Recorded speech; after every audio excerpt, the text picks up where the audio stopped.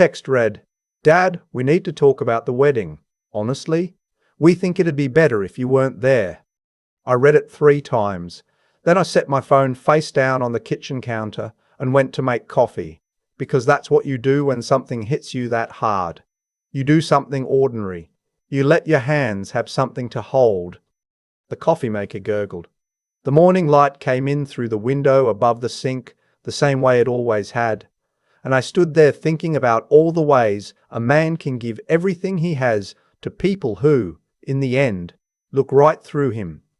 My name doesn't matter much to this story. What matters is that I'm 63 years old, I spent 31 years as a civil engineer in Portland, Oregon, and I have one daughter, or I thought I did for a long time.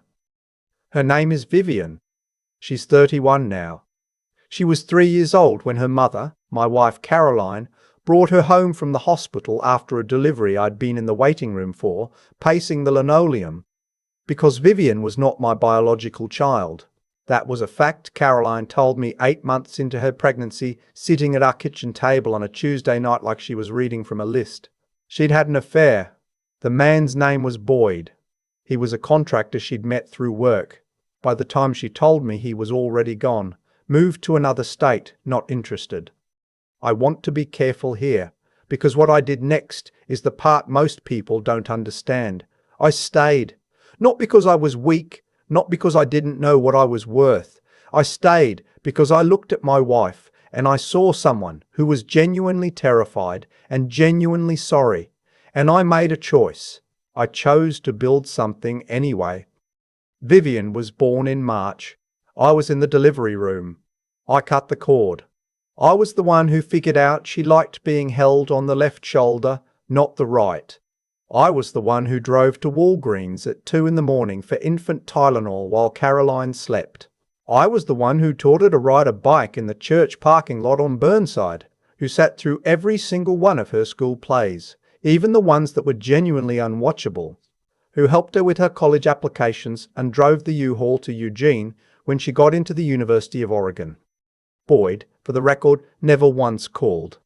Caroline passed away 6 years ago. Breast cancer. It was hard and it was fast. And Vivian and I grieved together, and I genuinely thought that what we had between us was real. Something earned. Something that would hold. Then she met Garrett. Garrett came into Vivian's life about 3 years after Caroline died. He was 34, worked in tech sales, had one of those personalities that's all surface, big smile, firm handshake, the kind of guy who calls everyone brother within 20 minutes of meeting them. I tried. I want to be honest about that. I tried with Garrett. I took him to a Trailblazers game. I helped him move a couch. I lent him my truck twice without asking why. But something shifted in Vivian after Garrett. The calls got shorter.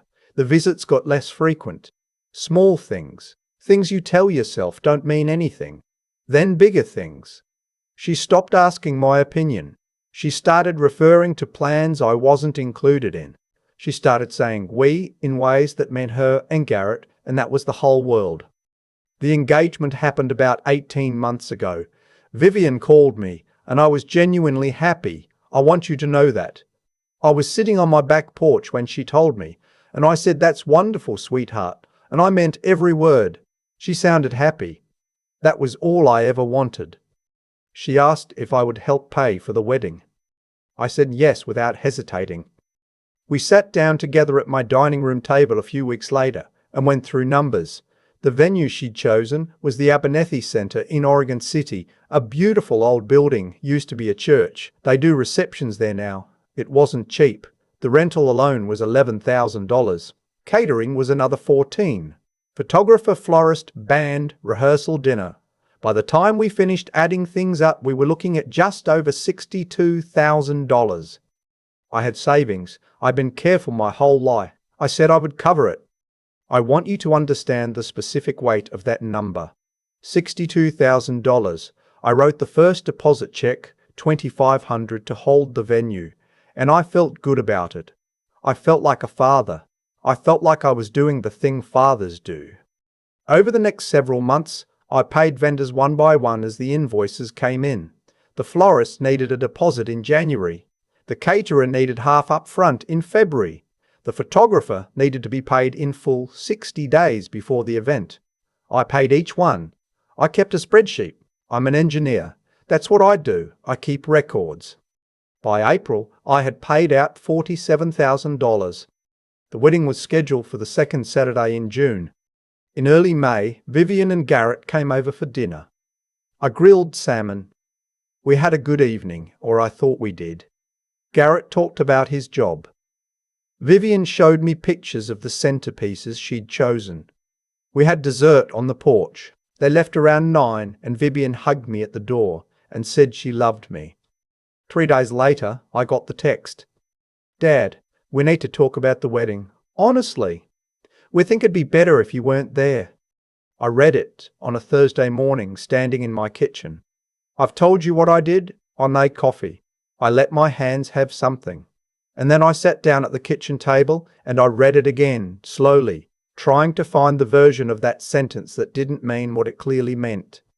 There wasn't one. I called her. She didn't answer. I texted back and said I'd like to talk about this. Please call me when you can. An hour later she called. Her voice was measured, like she'd practiced. "Dad, we'd been talking and Garrett is uncomfortable. He feels like, and I agree with him, that the dynamic is strange. You're not my biological father.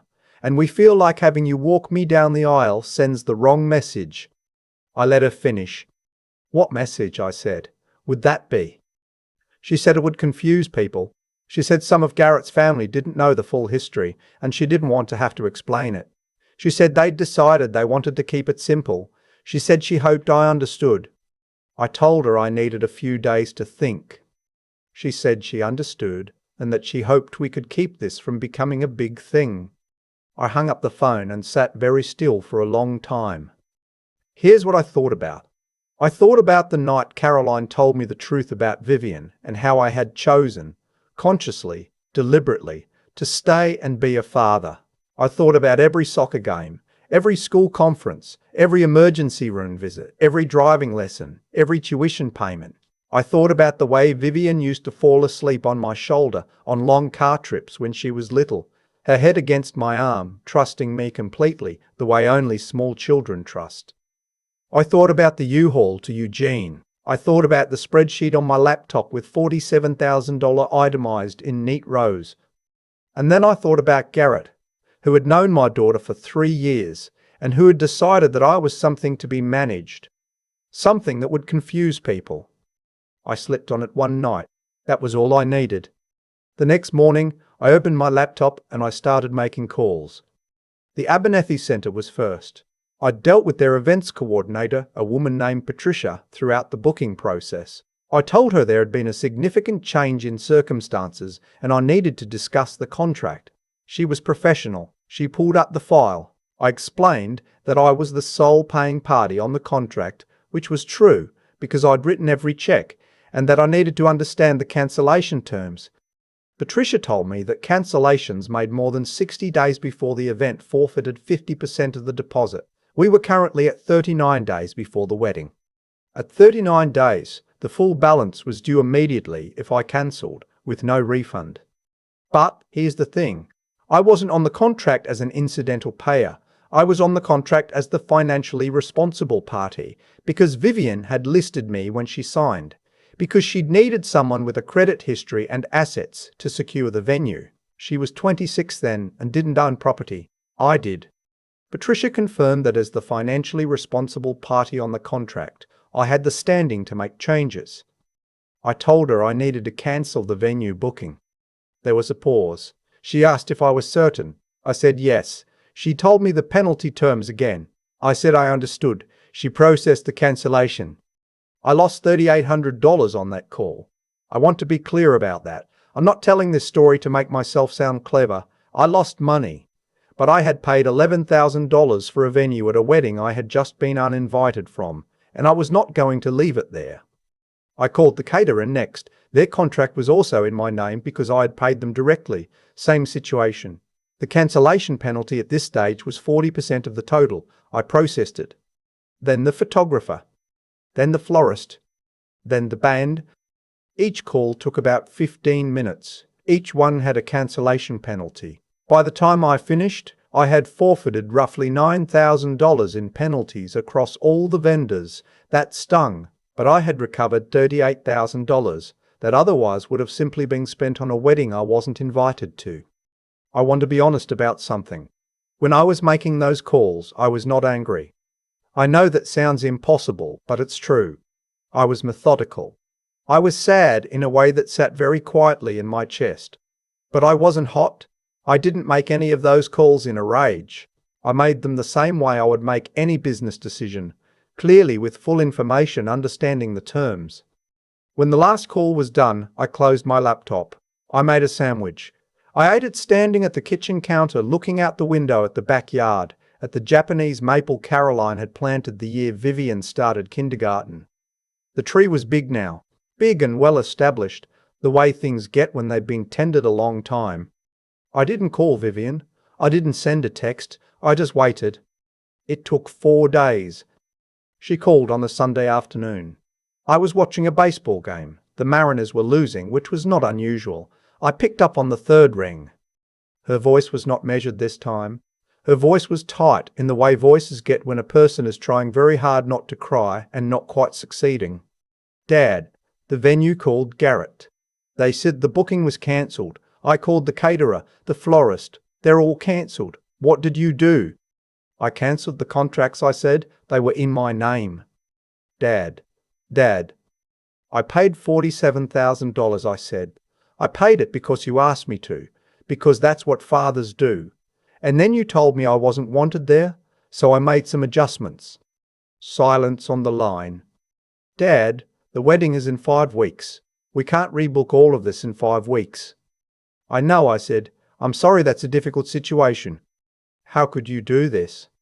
And here's the thing. Here's the part I've thought about many times since. She asked me how I could do this, and I understood what she meant. She meant how could I hurt her? How could I blow up something she'd planned? But she didn't ask the other question. She didn't ask how she could have done what she did to me. She didn't seem to understand that those two questions were the same question. "Vivian," I said, "I love you. I have loved you since before you were born. I was there when you came into the world. There has never been a single day in your life when I didn't show up for you. And you sent me a text message telling me I'd confuse people at your wedding." More silence. "That's what I could do," I said. "I could decide that I was done being treated like an inconvenience."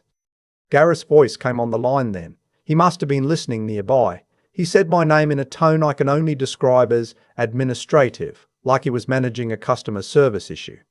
"I think we need to have a calm conversation about how to fix this," he said. "Hello, Garrett," I said. "I don't think there's anything to fix. I cancelled contracts that were in my name. That's not a problem that requires a conversation. You've put Vivian in an impossible position." "She put herself there," I said. "I made adjustments.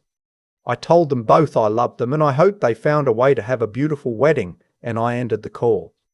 I sat with the phone in my hand for a minute. The Mariners were still losing. I turned off the TV and went and sat on the back porch for a while, in the late afternoon light, next to the Japanese maple. I want to tell you about the weeks that followed, because this story doesn't end with the phone call. Real life doesn't end with phone calls.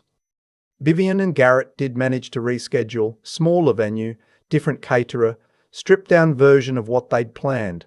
They got married on the original date. I know because a mutual family friend told me.